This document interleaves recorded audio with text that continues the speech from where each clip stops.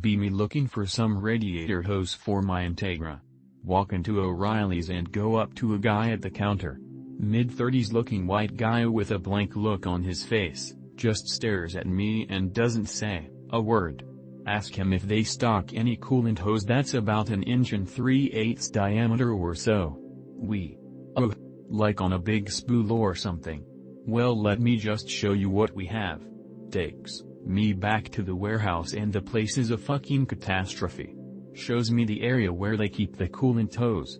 Boxes of random hoses strewn about all over the place with no attempt at organization. Guy starts fumbling with a roll of like 1/2 inch tubing. What, like this? No, it's a little bit bigger than that. Bro, do you have some calipers or something? I'll just look for some myself. Like, brake, cal. No, to measure things with. Oh. Yeah. Goes and grabs some calipers while I look around and there's clearly nothing anywhere near the size I need. Realize my mistake. JFC, here's the year, make and model. Ended up buying some generic ribbed flexible hose thing which was exactly the same thing that I was replacing because it was cracking and falling apart. Be me.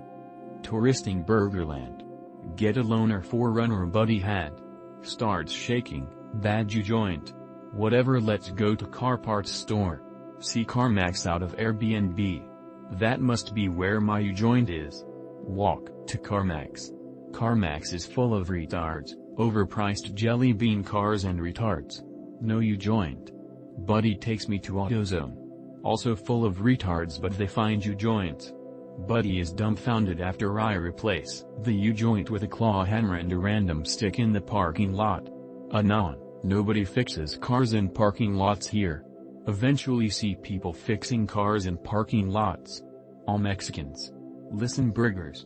I know you can afford service, but it's quicker to just hammer it out than to call around and make appointments at mechanics.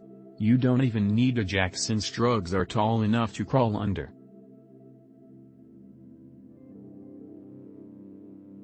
I could really use some educated opinions at the moment. Be me. Live in New England. Lower middle class. Driving a rotted out 2005 Jeep Liberty Sport for daily commute. Looking to save up money for an unrelated reason. Only 10 miles to work from my cheapo apartment. Winter's coming. I'm kind of leaning towards a motorcycle, or trike. Seems like a gimmick, but might be nice for icy roads. For my daily commute, something like the Kawasaki Z125 or Z300.